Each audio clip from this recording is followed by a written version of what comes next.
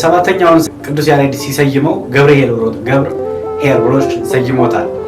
ገብርኄር ያው ሁለት ተጣመረ ስም ነው። አንደኛው ገብር የሚላለው፣ ሁለተኛው ደግሞ ኄር የሚላለው። የሚያይ ሰው ምን ማድረግ አለበት በእነዚህ መክሊት ከተባለ የሚያይ ሰው በደንብ ንጽህናን ጠብቆ ሲያይ ወደ ሳይት ኦፍ ፒዩሪቲ ይደርሳል ይላል።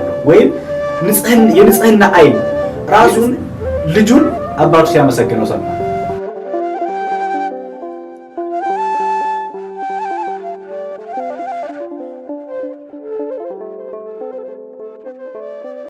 በስመ አብ ወወልድ ወመንፈስ ቅዱስ አሐዱ አምላክ አሜን። የተከበራችሁ የእግዚአብሔር ቤተሰቦች እንደምን ሰነበታችሁ?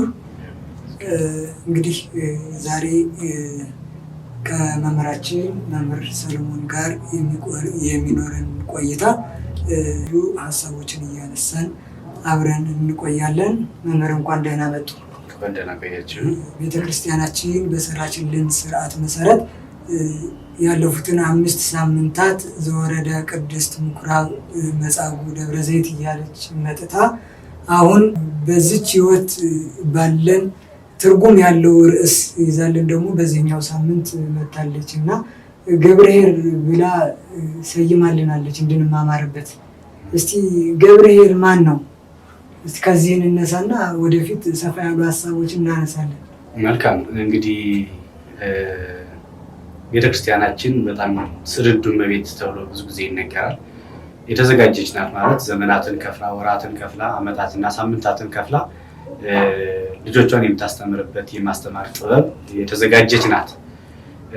ይሄም ጾም አብይ ጾም በ8 ሳምንታት ተከፍሎ መሰጠት የጀመረው ታሪክ እንደሚነግረን ከሆነ ከ7ኛው መቶ ክፍለ ዘመን ቅዱስ ያሬድ እንዳመቻቸውና ከዛ ከ7ኛው መቶ ክፍለ ዘመን ጀምሮ ጾሞቹ በ8 ሳምንታት ተከፋፍለው መሰጠት እንደጀመሩ ያው ታሪክ የሚያውቁ ሰዎች ሁሌም የሚናገሩት ነገር ነው። ከ7ኛው መቶ ክፍለ ዘመን በፊት ጾም አልነበረም ማለት ግን እንዳልሆነ ልትረዱት ይገባል።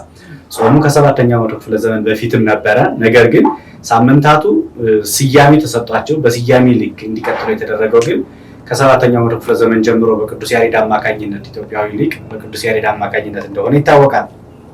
በዚህም ቅዱስ ያሬድ ሲሰይመው ገብርኄር ብሎ ሰይሞታል። ገብርኄር ያው ሁለት ተጣመረ ስም ነው። አንደኛው ገብር የሚላለው፣ ሁለተኛው ደግሞ ኄር የሚላለው። ገብር የሚለው ራሱ ስንመለከተው አገልጋይ፣ ባሪያ የሚል ትርጓሜ ተሰጥቶታል። ልክ ገብረ ማርያም፣ ገብረ ስላሴ የሚለው አይነት ትርጓሜዎችን እንደመውሰድ ነው።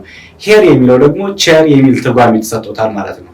ስለዚህ ገብርኄር የሚለውን ነገር እንትን ነው መልካም አገልጋይ፣ ቸር አገልጋይ፣ ታማኝ አገልጋይ የሚል መጠሪያ ስሞች ተሰጥቶታል ማለት ነው።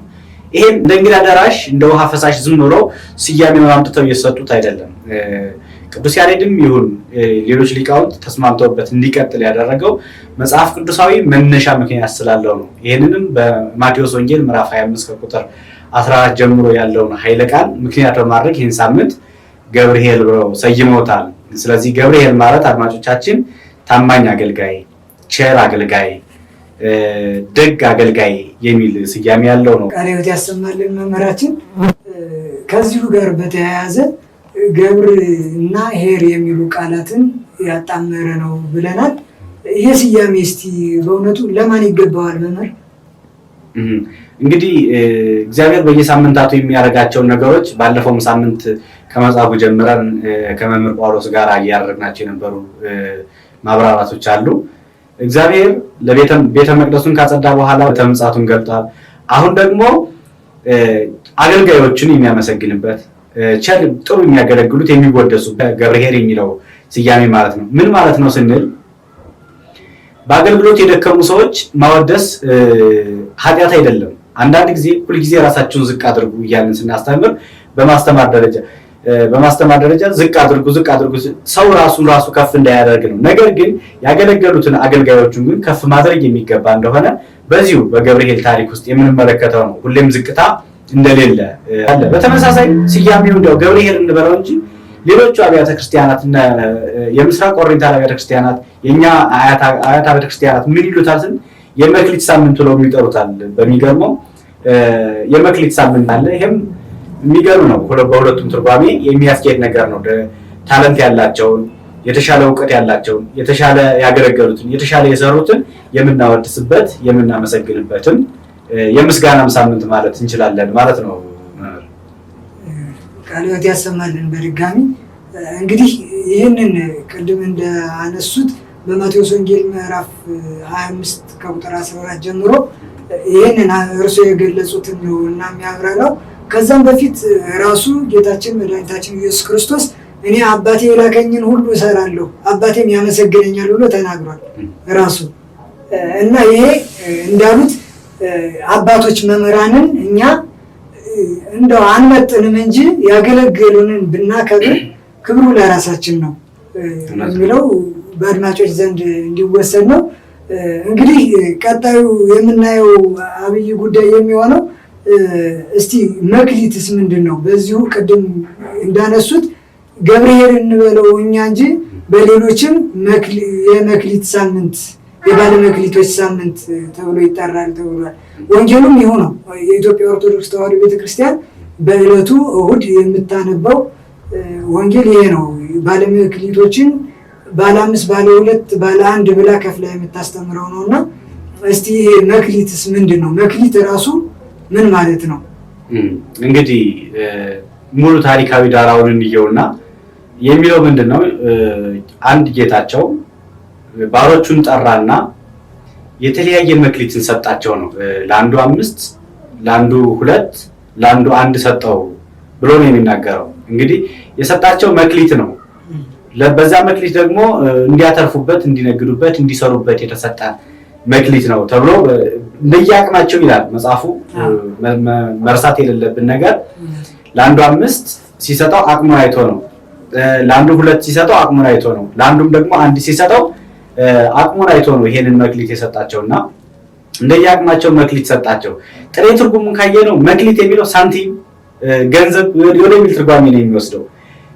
ምክንያቱም እየተነገረ ያለው ምሳሌ ስለሆነ እየተነገረ ያለው ቀጥታ ንግድ እንዲነግዱ ቀጥታ አንድ እንዲያተርፉ እንደዚህ በሚዛን እንዲመዝኑ እንደዚህ እንዲሰሩ አልነበረም። ምክንያቱም መክሊት ካለ ዘንዳ ንግድ መምጣቱ የግድ ነው።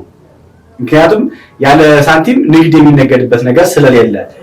ነገር ግን ሳንቲም ብሎ ገንዘብ ብሎ ይግለጸውም እንጂ የተሰጣቸው ነገር ምንድን ነው ስንል የኛ ቤተክርስቲያን በተለይ የኢትዮጵያ ኦርቶዶክስ ሊቃውንት እንደ ትርጓሜውን ስንመለከተው ጸጋ ሰጣቸው ነው። ለእያንዳንዳቸው ጸጋ ሰጣቸው ነው የሚለው።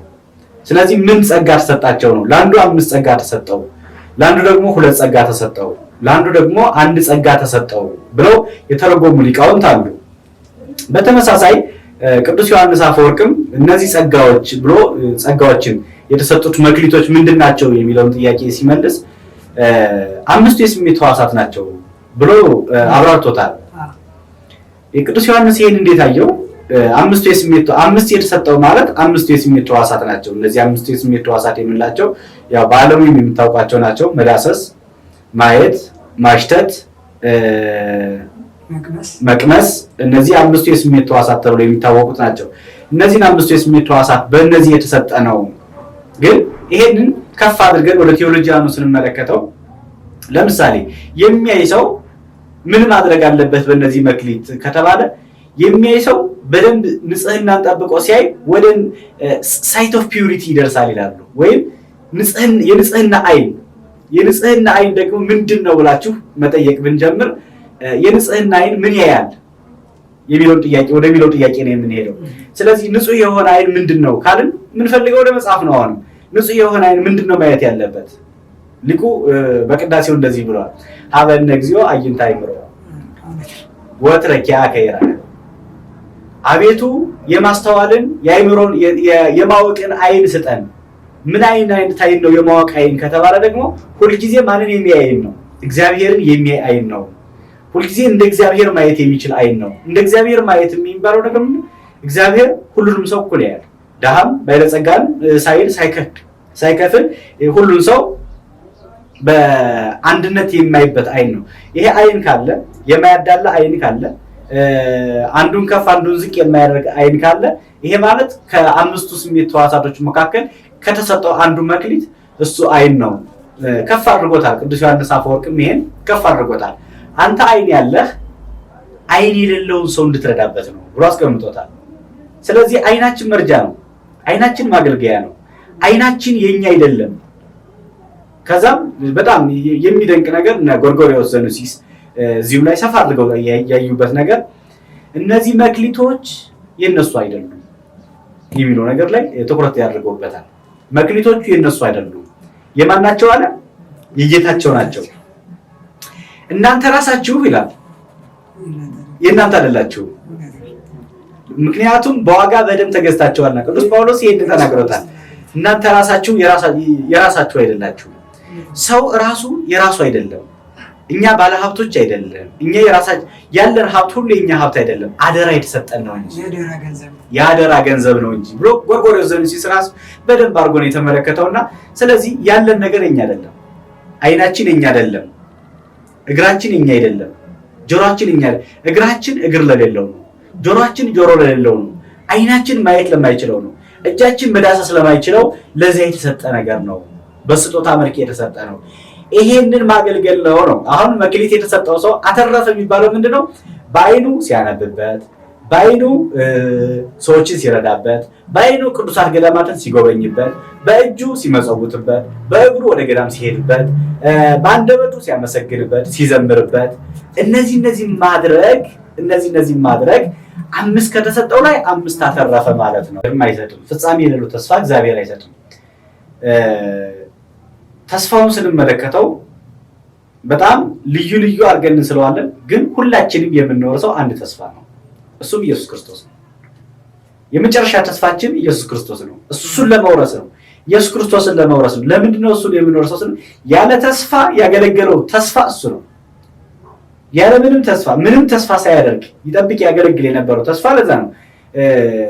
ይሄንን ተስፋ ራሱ አባቱ ሲያመሰግነው እንሰማለን። በእውነት እንደዚህ አይነት አገልጋዮች መመስገን አለባቸውም ብለን ቅድም ከመጀመሪያውም የተናገርኩት ለዛ ነው። ራሱን ልጁን አባቱ ሲያመሰግነው ሰማን። ዝንቱ ውእቱ ወልዴ፣ ይሄ የምወደው የማፈቅረው ልጄ ይሄ ነው፣ እሱ ስሙት። ይሄ ማለት እሱን ነው።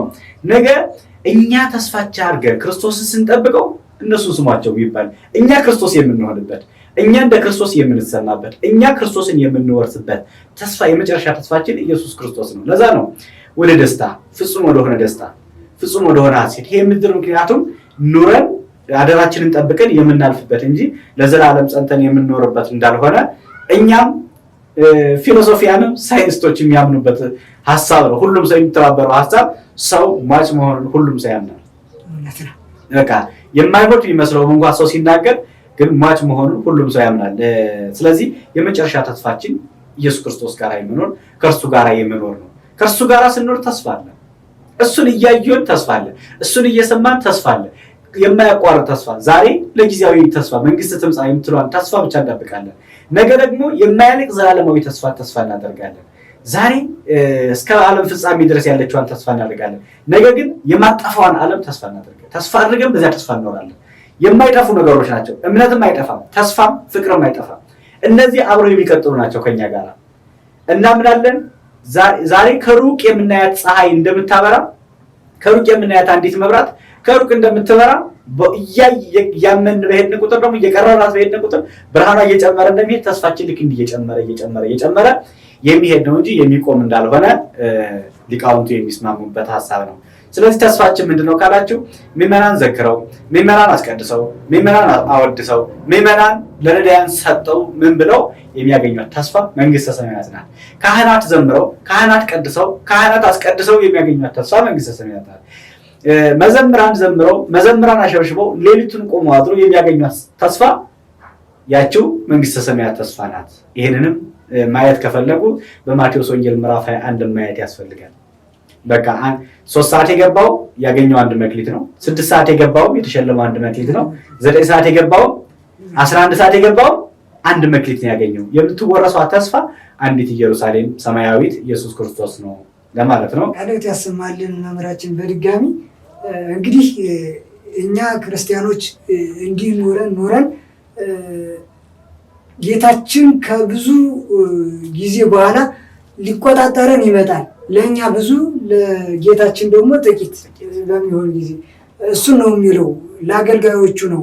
ዘንግተው በነበሩበት ወቅት ከብዙ ወቅት በኋላ ብሎ እዚሁ ወንጌሉ ላይ የሚያስቀምጠውና እሱ ለኛ ነው ብዙ ለኛ። ይሄ ምንድነው የሚያስረዳን? እኛ በጊዜ ኑሯችን ስንት ዓመት እንኖር እያልን ልንቆጥር ኳልኩሌት ልናደርግ እንችላለን እና በ100 ዓመት የሰራውን በ100 ዓመት በሰራው ልክ ነው የሚጠየቀው። 5 ዓመት 7 ዓመት 14 ዓመት የኖረ ገና ለጋ እድሜ ላይ ህይወቱን ያገባደደ በዛ ልክ ነው እና የሚጠየቀው። የምንጠብቀው ግን አንድ ነገር ነው።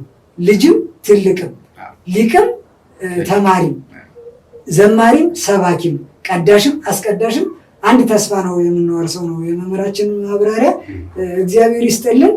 ሁላችንም በእድሜ ዘመናችን ሁሉ እሱን እግዚአብሔር ወዶ ፈቅዶ የላከው ልጁን ክርስቶስን መስለን እንደሱ አገልግለን እስከ ህይወታችን እቅታ ድረስ በሃይማኖት ጸንተን መንግስቱን እንድንወርስ አምላካችን እግዚአብሔር ይፍቀድልን።